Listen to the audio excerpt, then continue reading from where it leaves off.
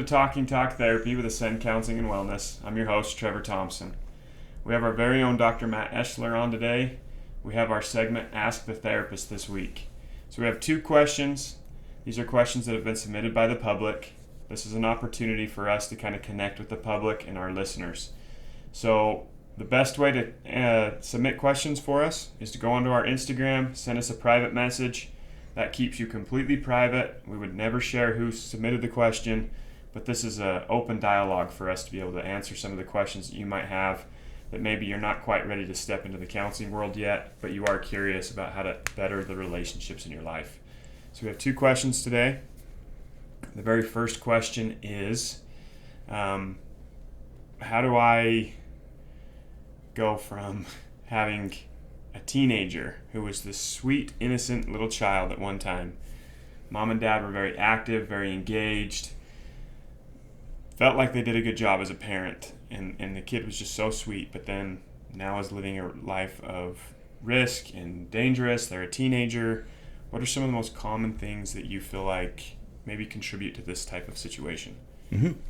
So, and I'm going to talk to this through the lens of like there's risk and danger that are pretty normal for a teenager, and then there's some that get kind of outside the norm and become problematic where you have to intervene and do something.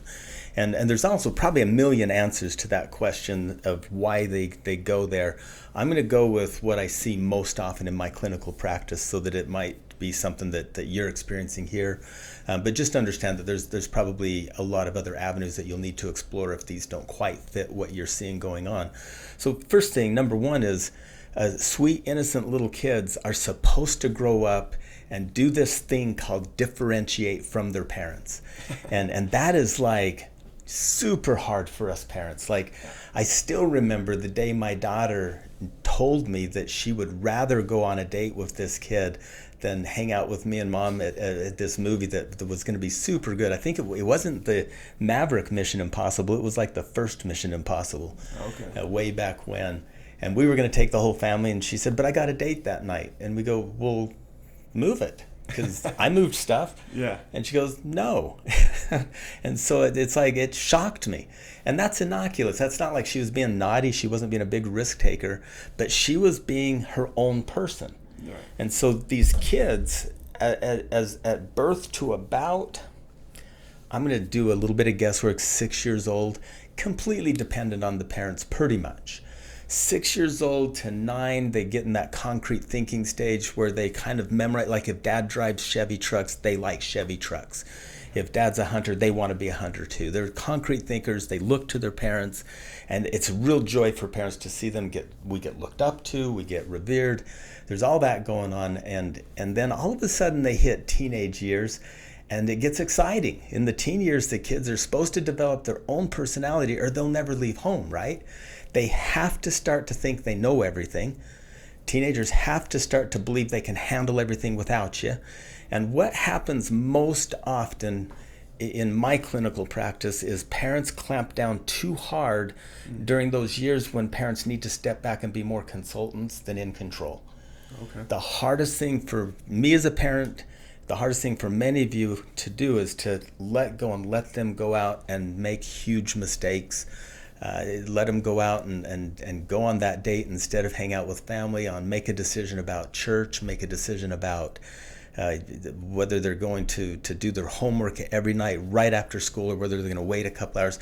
There's so many freedoms they're going to push for that if you as a parent can step back and give them as much freedom and control as you can before there's a line there. There's a boundary there of like we maybe can't let them fail to this point, but we need to let them explore all of this range in here. And that's where you could get some counseling to decide where that range is. I bless you if you can, with you and your spouse, decide where that range is together and then hold to that and see if it works, and if it doesn't, adjust it a little bit.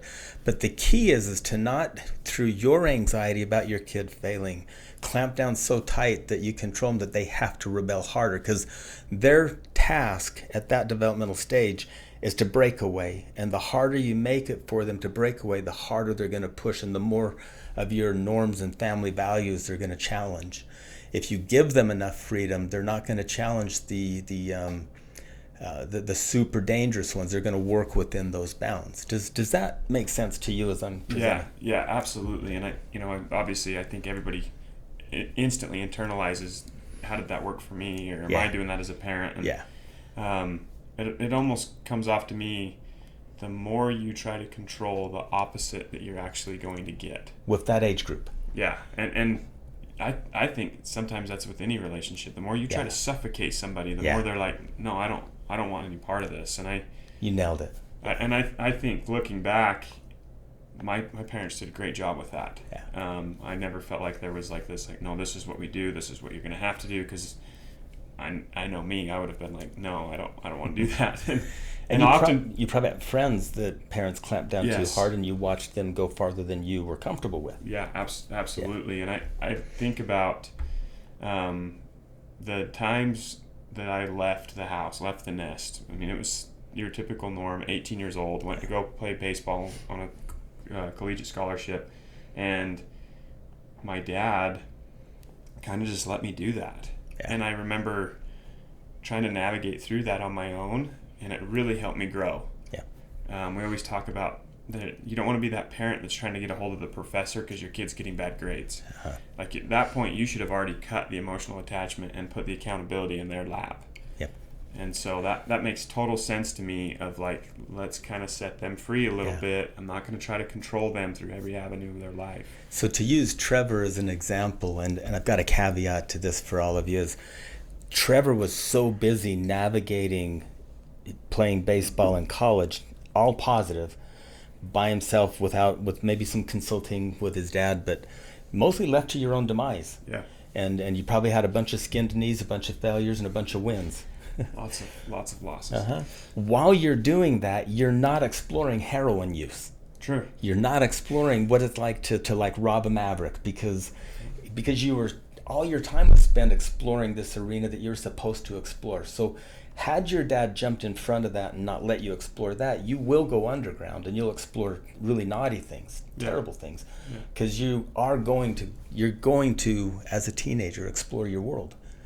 And so what we want to do is open up the world that they should be exploring, the world that they, like, if they say they want to be a veterinarian and you have no idea where that came from, encourage it. Don't say, where did that come from? Say, oh my gosh, I haven't heard you say that before. So watch your language you use with your kids. Use encouraging, motivating language. Let them explore.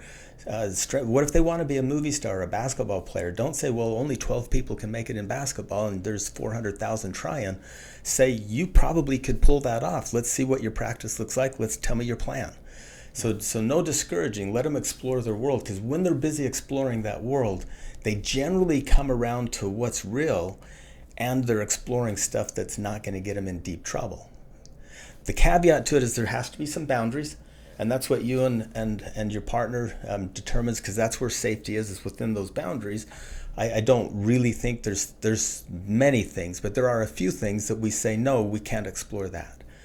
But there's the vast majority of things, I say you open up the world to them and let them kind of live and go. And still teach them accountability in the early stages as well. Like, hey, I told you not to do this.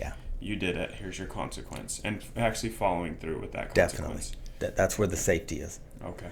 Yes. So you can see there's a lot to it, but in answer to the actual question of how do you kind of lose a kid? You lose a kid by trying to keep them too tight. And so I hope we got that. And there's so much involved in that that's just wonderful. And most of you are really good at all of it. If you have any other questions on that, obviously you can give us a message on that. The Instagram feed that we've got, you can ask another question for a little bit more depth in this. We'd be glad to do that too. It's awesome. That was great. And that was even educational for me. So hopefully for you guys as well. Our next question, maybe it's a little bit easier. It comes from a parent that says, should parents fight in front of their kids? And they even elaborated, like, we're not talking about discussing an affair or, some major financial issues, but just bickering. Is it good for my kids to see the conflict resolution of, like, hey, marriage isn't always sunshine and rainbows, but, there is disagreements. We work through it and we're okay after. So I'm going to give you the perfect answer, and I'm going to tell you up front that I've done this for 33 years, and I'm still batting 25% doing it right. Okay, so, and my kids turned out great, just so you know. The idea is I'm going to, again, share perfect and just do your very best to do this. So I think it's super healthy for kids to see a fair fight. So if parents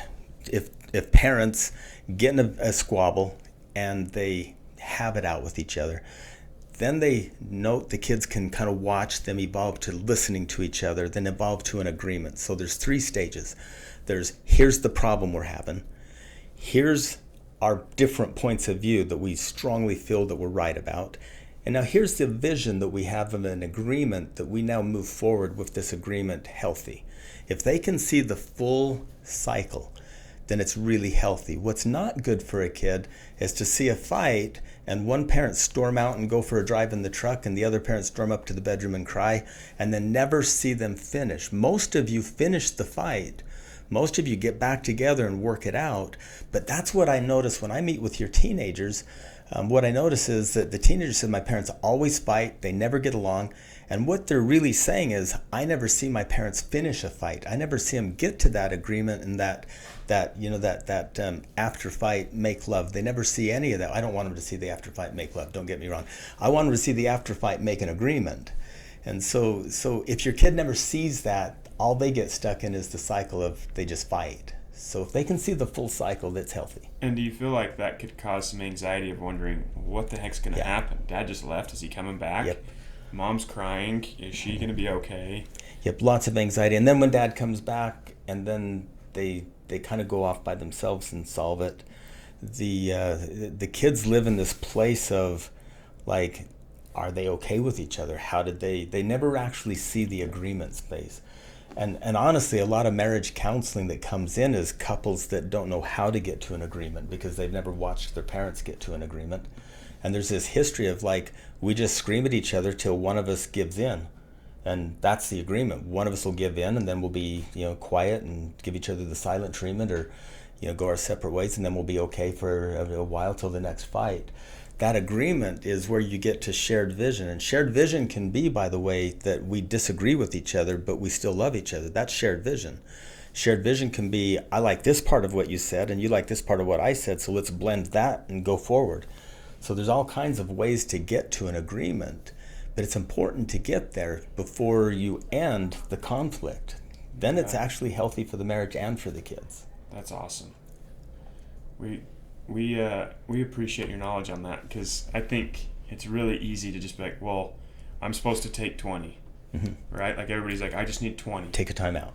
Yeah. Which is fine. Maybe you do take 20. Totally cool okay. down, let the emotions, and then come back, get to the agreement, but do so with maybe the kids present so they see that. At least don't be shy about the kids being present. Yeah. Don't be shy about it. And it's okay to there's a lot of fights that hey, let's take this up after the kids are in bed. That's okay too. But just know if your kids see it, they witness it, when you come back together and solve it, either have a little family meeting and, hey, this is what you guys watch some stuff, this is where Dad and I are at, we solved it this way, or get back together and say, hey, I was thinking over that 20 minutes that we took apart and this is where I'm at. And don't be shy about your kids being in the vicinity of that. That's awesome. So those are great answers. These are more questions that we like hearing. We want you guys to be engaged with us. We want you to feel comfortable maybe coming in, getting some of those tools in counseling, or just getting some of this information. That's the whole reason we have this platform. So we really appreciate you tuning in today. Feel free to submit a question at any time. Thank you so much.